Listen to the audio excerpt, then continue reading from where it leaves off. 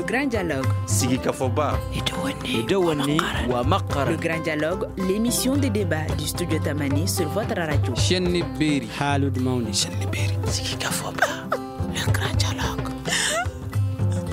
Chers auditeurs, chers téléspectateurs, bonsoir et bienvenue dans votre émission de débat Le Grand Dialogue.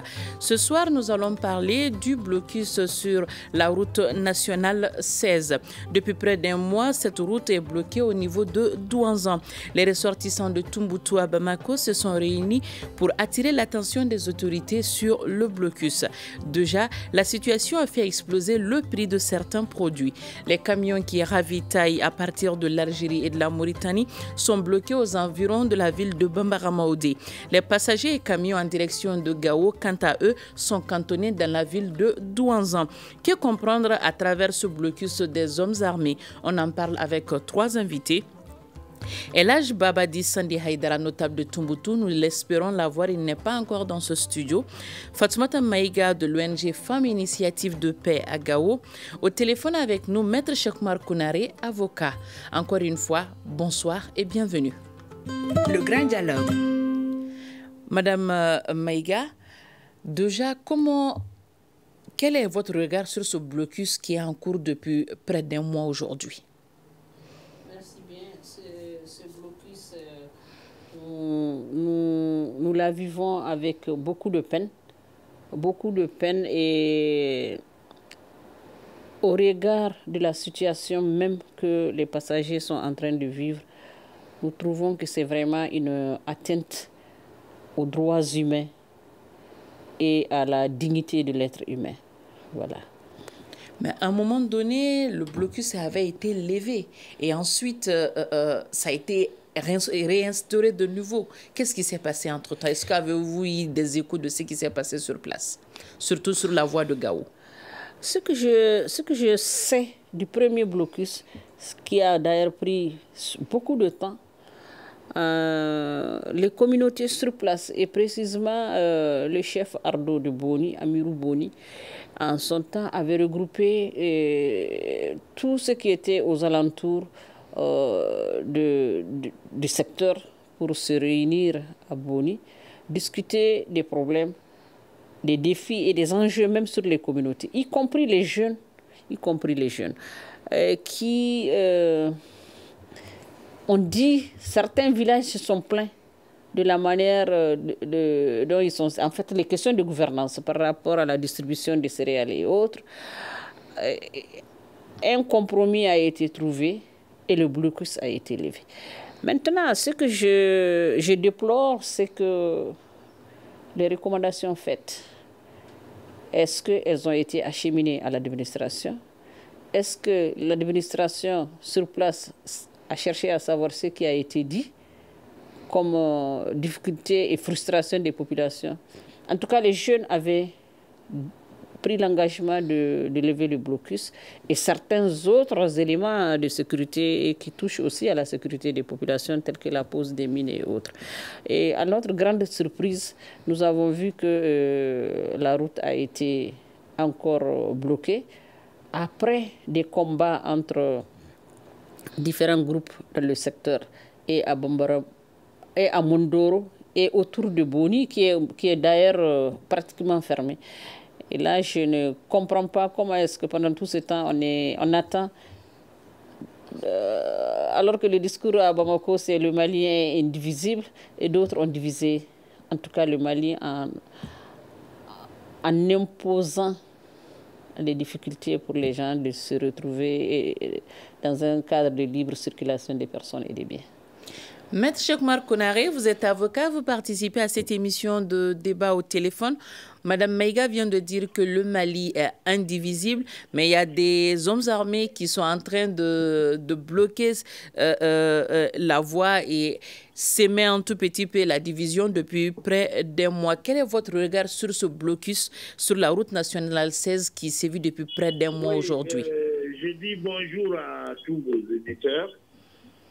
En vérité, le terrorisme se manifeste sous plusieurs formes. Et ce combat n'est pas fait pour être mené en 24 heures. Vous vous souvenez que ceux qu'on a appelés terroristes en Irak continuent d'y sévir après 20 ans d'intervention américaine. Ceux qu'on a appelés terroristes en Afghanistan, les Américains ont mené 20 ans de combat sans en venir à bout.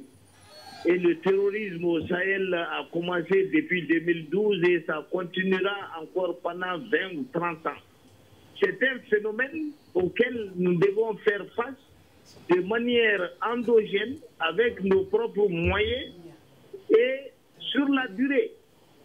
Ceux qui pensent qu'on peut venir à bout du terrorisme de manière immédiate ou de manière facile, là, se trompent. Et d'ailleurs, si vous vous souvenez, avant même que Ibeka soit renversé, la France avait décidé de réarticuler Barkhane et de faire en sorte que Barkhane puisse se projeter dans la durée.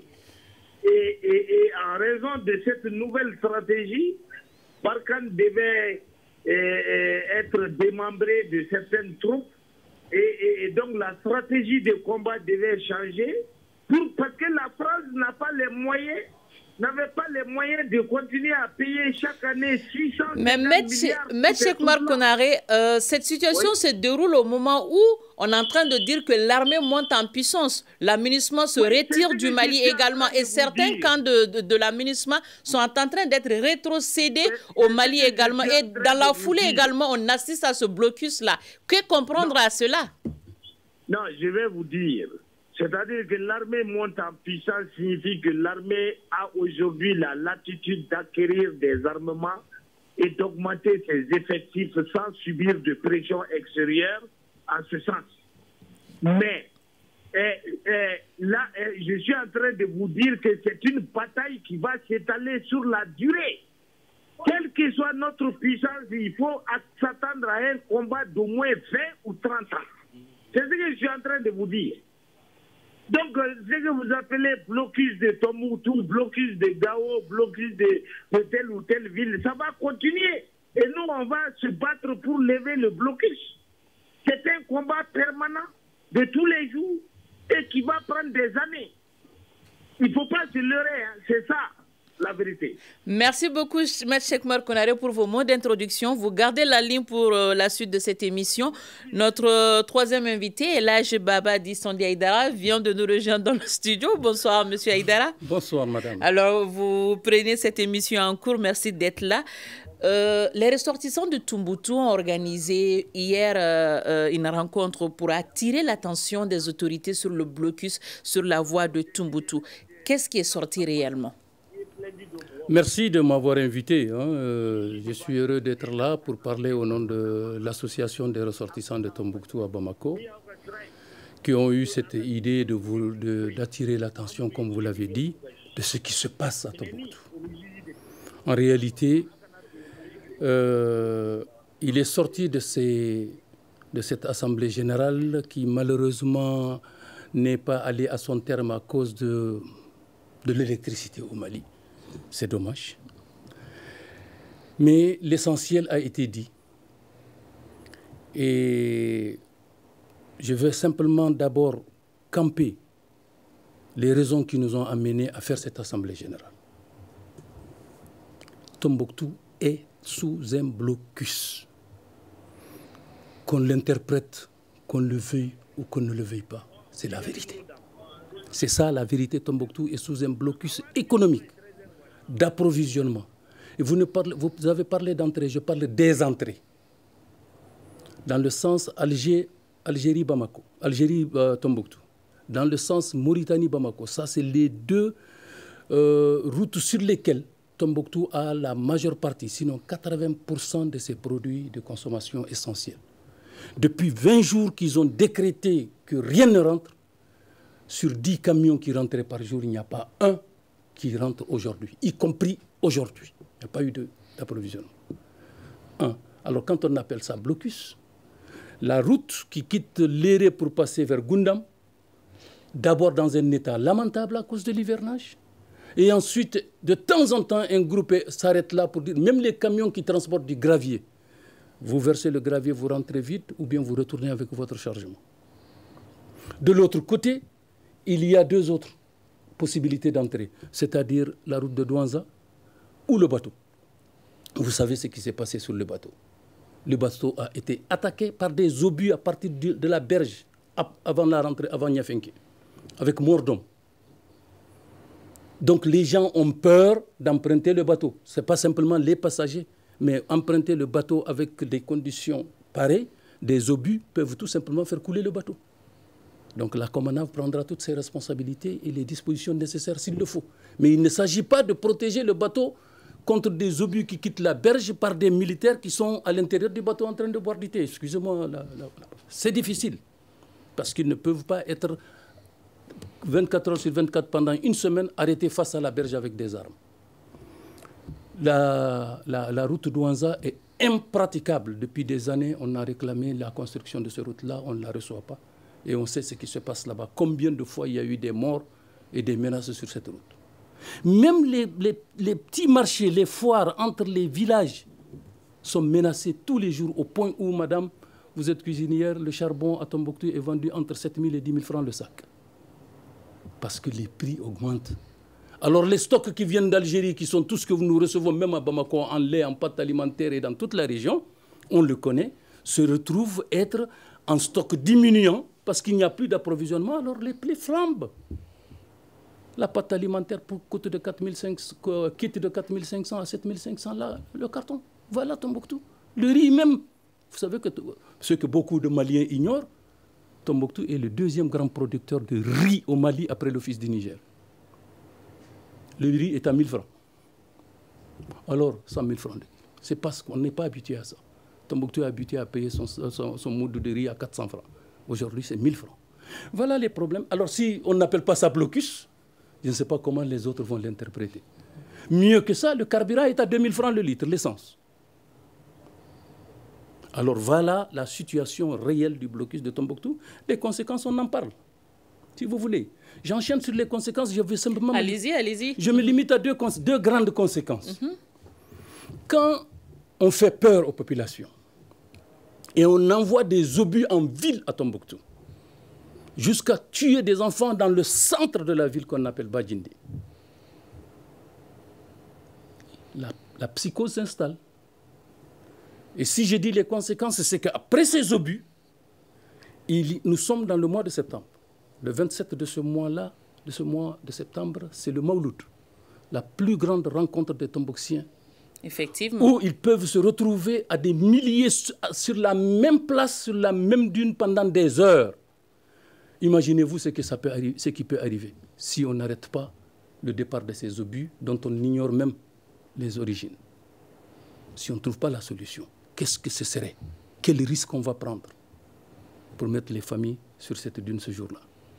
La deuxième conséquence, c'est que le carburant dont je viens de parler, le président des paysans nous dit, nous achetions le carburant il y a quelque temps, l'année dernière à 80 000 francs le fût, aujourd'hui on le propose à 160 000. C'est à prendre ou à laisser. Il n'y en a pas. Le dernier camion qui a tenté de rentrer à Tombouctou a été brûlé, chargé de carburant. Donc 160 000 francs. On va sortir l'argent où? L'année dernière déjà, 620 hectares de Amadja ont été inondés par la rupture d'une digue. Toute la production a été perdue pour à peu près 4000 paysans. Aucun coup de main pour les dédommager, pour l'État, pour les arranger. Ils vont faire face à la production de cette année, avec un prix de carburant pareil et des engrais hors de prix. L'engrais qui était vendu à 13 500 il y a 2 ans est vendu à 42 500 aujourd'hui. Et la subvention de l'État ne concerne que 5% de l'engrais des besoins, c'est-à-dire 15 kilos pour 300 kilos par hectare. Voilà un peu ce qu'est la situation de Tombouctou. Nous avons fait donc cette assemblée générale pour attirer l'attention. Nous allons continuer avec cette assemblée. Vous allez nous donner après vos propositions faites également, parce qu'on a appris également qu'entre-temps, vous avez rencontré également le chef du gouvernement. Madame Maïga, M. Haïdara vient de dire que tir d'obus sur la ville de Tombouctou, camions brûlés, bateaux attaqués, le blocus est total sur la ville de Tombouctou. Qu'en est-il aujourd'hui de la situation à Gao? Est-ce que les véhicules rentrent? Est-ce que les passagers parviennent à passer pour y arriver sur place? Malheureusement, non. Si le blocus n'est pas total sur Gao, le blocus de Douanza affecte aussi Gao. Et moi, je pense que je ne suis même pas dans la réflexion Gao-Tombouctou, comme les sages et notables de Gao le disent. Ils disent que pour eux, la 6e région n'existe pas. C'est la grande région de Gao qui existe. Donc, ils sont confrontés carrément à cela. Vous savez, ceux qui quittent Gao pour venir à Douanza, c'est aussi des marchandises qui quittent l'Algérie, le Niger pour remonter sur Tombouctou. Et d'autres viennent sur Bamako. Et c'est des familles qui vont et qui reviennent. Vous comprenez? Et malheureusement, tout cela est bloqué. Et quand j'ai dit que c'est des questions de droits humains, même qui sont atteintes. Et cela, il faut que les gens le comprennent. Il faudrait qu'on évite de banaliser la misère des gens, de banaliser la détresse des gens. Parce qu'ici, on ne parle pas de forces extérieures. Hein. On parle du Mali, on parle des Maliens. Monsieur Honorable Haïdara, je viens d'échanger avec Ansongo qui me dit que le carburant est à 3 000 francs. Le carburant est à 3 000 francs aujourd'hui. Parce que ce que les gens ne savent pas, c'est que le carburant aussi, quand ça quitte les pays du port par Bamako pour passer, ça passe par Douanza. Parce qu'on a des problèmes de ravitaillement par le Niger depuis un certain temps avec les dispositions prises par Bazoum qui ne permettaient pas que le carburant quitte le Nigeria pour passer par son pays. Donc ça, c'est des choses auxquelles il faut faire très attention. Rien n'est subventionné et rien n'est en train d'être fait. Quand on vous pose la question, on vous dit oui, c'est les ennemis de la paix. Et ça, c'est des discours qui sont vraiment, c'est dangereux. C'est dangereux. Quand les gens parlent de leur détresse, il faut chercher à savoir qu'est-ce qui se passe et trouver des solutions. Maintenant, ce que j'ai demandé avant de venir ici, j'ai cherché à savoir qu'est-ce qui se passe par rapport à ceux qui contournent pour aller à Hombori et ceux qui veulent venir de Hombori. On me dit qu'il y a quand même des véhicules. Monsieur Haïdara, vous savez de quoi je parle. Hein? Et des gens qui ont des petits véhicules. Nous, on veut comprendre. Oui, des petits véhicules qui prennent les gens de Douanza, qui contournent quelque part. Et les gens pensent qu'ils sont aussi derrière le blocus parce que ce blocus est économique pour eux. Les véhicules sont bloqués, les gens payent. Vous payez de l'argent, 15 000 pour contourner, pour vous rendre à Hombori, alors que vous avez déjà payé 25 000 francs pour venir et vous payez 25 000 francs pour quitter. Ils rentrent dans la broussaille avec vous. Vous voyez, ça, c'est des situations... Avec tous les risques. Avec tous les risques parce que même si on a, avec la réunion antérieure de Boni, où on a demandé aux jeunes de ne plus poser des mines dans leur propre espace vital, ça ne veut pas dire que les gens sont à l'abri, parce que les mines avaient déjà été déposées, et les mines, si on ne fait pas le déminage, tout le monde sait que les mines se déplacent. Et maintenant, quand nous demandons à ceux-là qui avaient déjà passé avant le 8 dernier, ils vous disent, mais nous avons vu des gens qu'on ne connaît pas. Oui, parce que quelque temps, il y avait des mariages à Hombori, et les gens qui ont passé, ils sont arrivés à Mopti, le lendemain matin, on dit le blocus total. Et moi, j'ai posé la question à certains parce que j'avais un événement social à la maison. J'ai dit, mais qu'est-ce qui a été vu? Qui sont ceux-là que vous avez vus? Ils me disent, mais c'est des gens qu'on ne connaît pas. Alors, vous disiez à l'entente de vos propos que ce n'est pas la première fois qu'il y a blocus sur cette voie, surtout en direction de Gao. L'an dernier, à pareil moment, il y a eu un blocus de 3 mois. Et des initiatives ont permis également la levée de ce blocus-là. Qu'en est-il aujourd'hui? Est-ce qu'on ne peut pas mettre en place ces mêmes stratégies-là aujourd'hui? Il faudrait bien que ce soit les mêmes acteurs. Il faudrait bien que ce soit les mêmes acteurs. Quand on vous dit l'année dernière, ceux qui ont mis les blocus, on les connaît. Amirou Boni les a réunis chez lui pour discuter de cela. Mais aujourd'hui, ceux qui sont là, on fait aussi met un blocus sur Boni. Hein. Avant qu'on ne mette le blocus sur la route, Tombouctou était sous blocus, Boni était sous blocus. Personne ne rentre, personne ne sort à Boni. Donc, qui va aller voir le chef de Boni? Il faudrait bien qu'il y ait accès à sa personne. Le problème, c'est qu'il faudrait que les accords locaux soient suivis des faits et que l'on sache aussi qu'est-ce qu'il y a derrière tout cela.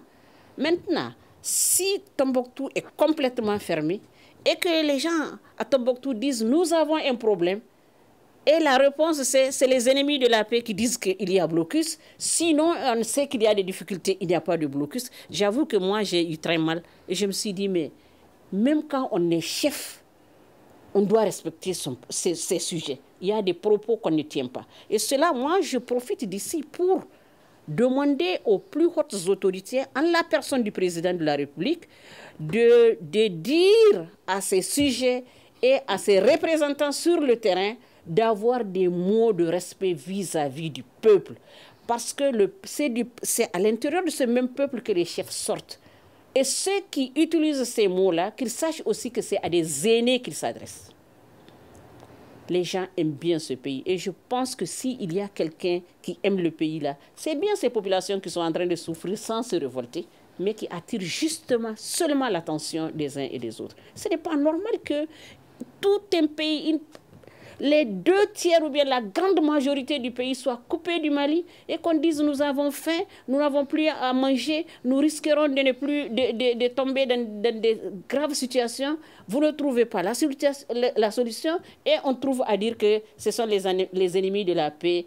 Heureuse. Vraiment, moi je pense. Et aussi nous parler de terrorisme, de Barkhane, de Serval, ce n'est pas de cela qu'on a besoin. Terrorisme ou pas, il faut chercher à savoir qui sont ces terroristes qui sont en train de terroriser la population, qui sont en train de diviser ce pays, qu'on trouve la solution. S'il faut discuter avec eux pour chercher à connaître leurs problèmes, il faut chercher les problèmes et trouver les solutions, quels que soient les moyens. Moi, je ne demande pas d'utiliser la force parce que Boni 1 a été géré sans la force. Mais malheureusement... Alors, Boni 1 a été géré sans la force. Le temps de donner cette fois-ci la parole à Cheikh Oumar Konaré. Maître Konaré, à l'entame de vos propos, vous disiez tantôt que cette situation pourrait perdurer. Mais qu'en est-il aujourd'hui des conséquences sur la population? Est-ce que la population est assez prête pour subir longtemps ces crises-là? Vous savez, tant qu'on essaie de gérer les problèmes au détail, on ne s'en sortira pas. Il faut se placer dans une perspective globale, se dire que c'est la nation tout entière qui est en guerre. Les terroristes ne sont pas seulement au nord, ils sont au centre, ils sont à l'ouest, ils sont à l'est. Donc c'est le pays tout entier qui est en guerre contre les terroristes. Et le pays a beaucoup de catégories d'ennemis. Nous avons mis à la porte Barkhane et ça fait un ennemi et de taille. Nous avons, comment on appelle ça, nous sommes en conflit avec la coordination des mouvements de l'Azawat qui a un pied un peu partout au nord et qui a des alliés. Ça fait 2 ennemis. 3, nous avons les groupes terroristes qui sont bien décidés à s'implanter au Sahel après avoir été chassés d'un peu partout dans le monde. Ça fait 3 ennemis. Et nous avons leurs alliés, leurs amis, leurs complices au sein de nous-mêmes dans les populations. Ça fait 4. Donc, un combat de ce genre se mène sur la durée. Et l'embargo dont on parle sur Tombouctou, sur Gao ou ailleurs pourrait se retrouver sur une autre ville. Donc, tant qu'on n'aura pas pris l'entière possession de notre territoire, des épisodes comme ça vont être vécus. Et personne ne peut reprocher aux populations de se plaindre. Tout le monde doit compatir à leur douleur, mais c'est une douleur inévitable dans un contexte de guerre. C'est ce que moi je voulais vous faire savoir. En réalité, la situation la voici. Hein.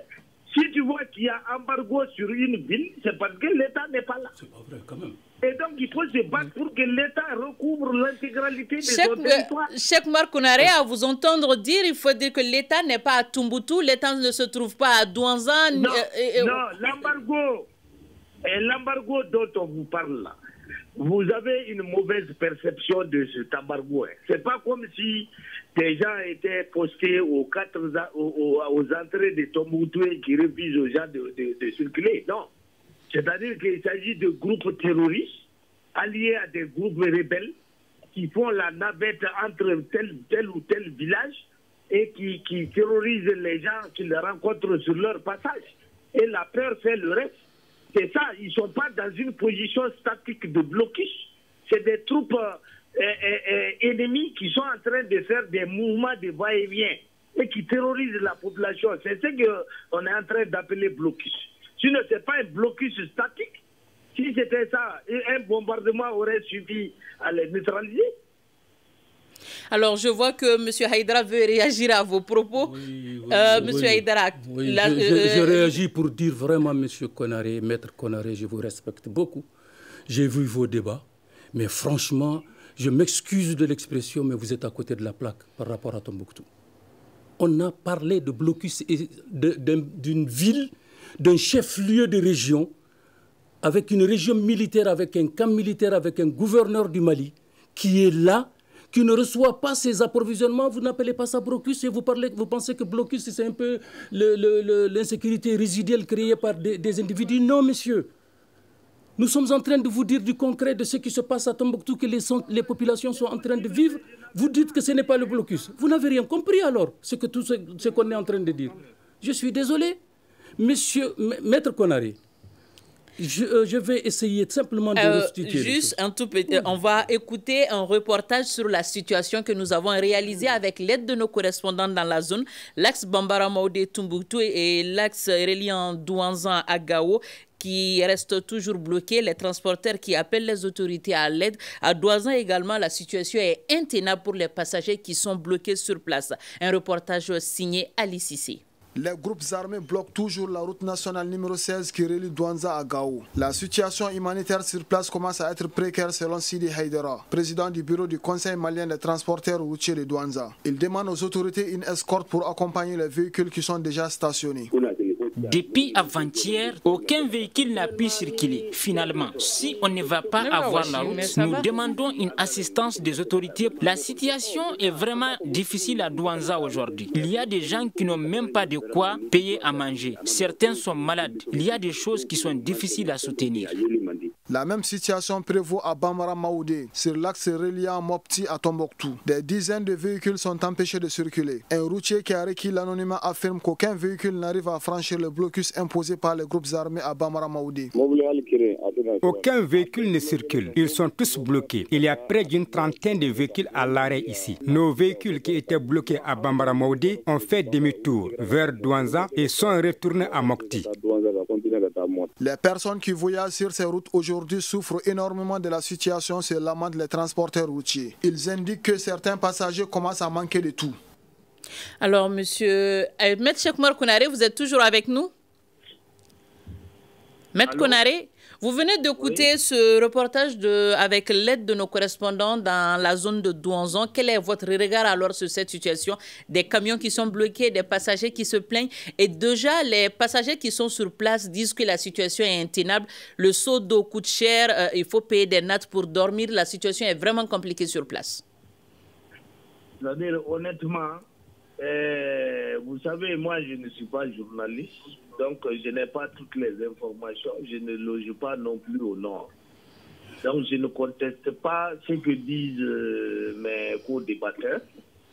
Je ne conteste pas. Mais encore une fois, je voudrais qu'on place les choses dans une perspective plus globale, à savoir que c'est le Mali même qui est en guerre et les terroristes résistent.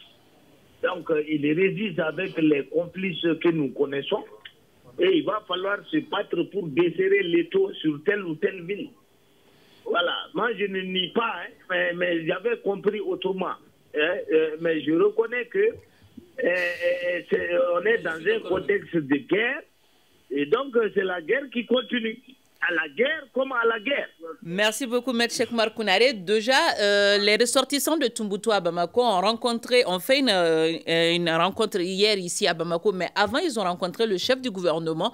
Qu'avez-vous dit au chef du gouvernement lors de votre rencontre, M. Haïdara? Merci, madame. Merci, M. Cheikh Oumar, d'avoir compris vraiment que vous n'êtes pas là et que vraiment vous avez jugé quelque chose que vous n'avez pas connu. Alors, pour cela, je vais simplement répondre, madame, à votre question. Je n'étais pas de la délégation qui a rencontré le Premier ministre. J'étais dans le groupe de l'association des ressortissants à Tombouctou, qui est l'association fêtière. une association de jeunes tombouctiens qui se regroupe dans l'ARD, c'était l'Association pour le développement de Tombouctou, a demandé à rencontrer le Premier ministre dans un cadre de l'organisation de Mouloud qu'ils ont suivi l'année dernière et tout. Et pour parler également, parce que l'actualité vaut qu'ils échangent sur la situation de Tombouctou. Ils attendaient leur rendez-vous, mais dimanche soir, on les a appelés pour leur dire « Venez nous rencontrer ». Nous avons compris, nous, qui avons annoncé une grande assemblée générale de mardi après-midi, qu'il fallait faire cette rencontre-là. Et je dis que c'est tellement dommage que le Premier ministre leur ait donné rendez-vous lundi avant notre événement pour nous diviser, j'appelle ça comme ça, moi je le traite de cette manière-là, alors qu'il aurait pu profiter d'une rencontre globale de tous ces ressortissants-là pour les recevoir et leur dire « vous êtes ensemble ». Et encore, dans son discours que vous avez suivi à la télé, traiter ces trucs-là de malsains. Il fallait, au lieu de faire la rue, aller faire des assemblées générales, il fallait venir interpeller le gouvernement, c'est ça. Je vais être un peu politique ici, lui dire comment il est arrivé là-bas s'il n'y avait pas eu les mouvements de rue. Je suis désolé. Alors, lors de votre assemblée, on revient à notre assemblée pour ne pas amener le débat ailleurs. L'assemblée des ressortissants de Tombouctou. J'étais le porte-parole, j'étais l'initiateur. J'ai été l'initiateur et les gens ont répondu pour remplir la salle de la pyramide du souvenir. Nous avons tenu cette rencontre-là pour dire ce qui se passe, parmi lesquels ceux que je viens de citer qui sont les raisons du blocus. Que faut-il faire? Comment agir? Quelle est la situation? Parce que ça urge pendant ce mois non seulement de campagne agricole mais de Mouloud. L'État doit pouvoir agir. Nous saluons l'armée. L'armée fait ce qu'elle peut. Elle ne peut pas être à chaque point de rue dans une guerre asymétrique. Tout le monde le sait. Je ne veux pas que Maître Konaré voit simplement le global. Tout le monde sait que c'est difficile, on est pressé d'avoir la paix. Mais ce n'est pas demain, ce n'est pas par un décret qu'on peut le faire. Donc si l'État veut la paix dans ce territoire, dans ces zones, de temps en temps, il faut s'associer aux acteurs. Ce que j'appelle les acteurs, c'est la société civile. C'est les gens qui y résident. Pour savoir qui est l'auteur. Quand je peux dialoguer avec l'auteur, je le cherche, peut-être que ça va calmer. Et ça, c'est la société civile. Parce que l'État, c'est l'État et la force derrière. Et la force, c'est l'armée. Vous avez dit que vous n'aimez pas la guerre. C'est vrai que personne ne veut la guerre si on pouvait avoir la paix. Mais l'armée est forte aujourd'hui. L'armée doit être derrière en rempart pour pousser et aider en soutien. Mais les populations civiles, comme je l'ai dit, un djihadiste, un religieux, un je ne sais pas quoi de la SEMA. Vous savez, analysons quand même d'où vient ça. Maître Konaré était en train de le dire, il ne se rend pas compte que ce qui arrive à Tombouctou, c'est uniquement le retrait de l'aménagement à partir de l'occupation par les FAMA du camp de Ber. Or, le camp de Ber, c'est le deuxième grand camp de la CMA au nord du Mali, après Kidal. Et c'est la ville du président de la CMA qui a signé l'accord de paix qui s'appelle Ould Sidati. Feu. Que Dieu ait son âme. C'est cette base-là que l'armée vient occuper sans prévenir, sans dire, parce qu'ils ont remplacé l'aménagement dans le camp. Mais ce camp-là, depuis 12 ans, Ber n'a jamais vu un administrateur, ni l'État, ni un représentant de l'État malien. Ce sont eux qui font l'impôt, ce sont eux qui prennent ce qu'ils veulent, ce sont eux qui imposent à qui ils veulent, ce sont eux qui s'enrichissent sur le dos des populations depuis 12 ans. Donc, à vous comprendre, cette situation de blocus sur Tombouctou est la conséquence de l'occupation du camp de Ber, la rentrée de Ber par les FAMA française et l'armée malienne. Deux groupes n'ont pas apprécié. Parce qu'à Ber, il y avait les djihadistes du JINIM d'un côté et la SEMA de l'autre. Les deux sont en train de perdre du terrain par rapport à ça. Ils ne veulent pas. Mais contre qui il faut aller? Malheureusement, cette vieille petite bourgade de Tombouctou, là, entre les dunes, là, est à 60 km de Ber. C'est elle qu'on attaque. C'est elle qu'on va faire souffrir pour faire souffrir l'État. C'est une guerre asymétrique. Des obus dans une ville comme ça, des blocus, alors la ville est fermée. Ce sont les conséquences. Ça, c'est des choses qu'il fallait gérer avant et préparer et ça va arriver dans chacune des localités que l'aménagement risque de quitter. Donc l'État, en préparant le départ de l'aménagement, devait être prêt à pouvoir relayer, remplacer ce que l'aménagement laisse comme vide. C'est malheureusement très difficile, je le comprends. On ne peut pas créer de l'emploi pour 6 000 personnes tout de suite, ça c'est du faux. Mais simplement, il y a un certain nombre de mesures d'accompagnement qu'il faut faire. Et le jour où le dernier contingent de l'aménagement, les Burkinabés sont sortis de Ber le matin à 7h. À 8h30, l'armée est rentrée. Les autres ont dit, vous ne devez pas venir chez nous. Comme si c'est chez eux. Moi, je dis, je soutiens l'armée. Le Mali doit revenir au Mali. Mais gérons les conséquences au niveau de l'État. C'est de ça qu'il s'agit. Et comment l'État peut gérer ça? L'État ne peut pas, c'est pas le gouverneur. Le gouverneur a fait tellement de réunions. Mais le gouverneur, dès que parce que celui, comment on appelle le patron du GINIM, qui a fait le premier avis pour dire à tous les commerçants arabes, fermez boutique où on vous considère ami de notre ennemi qui est l'État malien. Les gens ont commencé à paniquer, ils ont commencé à fermer les boutiques à Tombouctou. Il a fallu un regroupement et l'intervention du gouverneur de Taoudeni pour parler aux commerçants arabes de Tombouctou pour leur dire restez sur place avec le chef, le chef du camp, le commandant de zone, pour leur dire calmez-vous, si vous sortez, on ne peut rien pour vous, mais par contre si vous restez, ça ira. Mais alors, si vous ne sortez pas, vous n'aurez plus de marchandises à vendre. Voilà l'objet du blocus. Et personne ne peut mettre les camions en mouvement pour rentrer. Depuis 20 jours, je dis bien, comme Tombouctou recevait 10 camions par jour, ils ne reçoivent pas un aujourd'hui. Maître Konaré, c'est ça la vérité sur Tombouctou. Donc comprenons-nous sur le fait et que maintenant les ressortissants de Tombouctou ont demandé l'unité dans l'action. Refuser d'être divisés par qui que ce soit. Soyons ensemble pour le combat au lieu d'être l'un contre l'autre pour le combat. Voilà ce qui est notre première préoccupation. La deuxième préoccupation, soyons dans le sillage de l'État. Soyons en harmonie dans les actions de l'État. Mais soyons avec notre État et que notre État soit avec nous pour faire et chercher la solution. Nous avons des hommes, nous avons des possibilités, nous avons des relations qui permettent d'aller n'importe où que l'État ne connaît pas entre des dunes cassées ou autres. Parce que, vous savez, le véhicule qui a été brûlé à Tombouctou, chargé de carburant. De carburant. Quand ils ont brûlé le véhicule, le petit véhicule qui accompagnait ce camion-là, ceux qui ont brûlé le camion l'ont amené. Des interventions ont quitté Tombouctou pour aller chercher ce véhicule et le ramener en ville. Ça veut dire qu'il y a des gens qui sont en ville, qui sont au courant. Il y a des interlocuteurs auxquels ils s'adressent pour pouvoir récupérer le véhicule. Mais il faut aller les chercher, leur dire que ce n'est pas la peine de faire ça. Donc il y a des voies de négociation qui sont possibles, qu'il faut explorer. Qu'il faut ouvrir. Et moi je dis, ce n'est pas simplement dans le domaine de la religion, Jinim ou ceci ou cela. Parce que ceux qui disent ça disent qu'ils sont contre l'État. Pourquoi ils font le blocus contre les populations? Que les populations se mettent en mouvement. Et c'est ça que nous avons recommandé. Dans cette recommandation, nous avons dit, nous accompagnons l'État. L'armée nous soutient. L'armée est derrière. C'est des convois. Votre correspondant tout de suite à Douanza vient de le dire.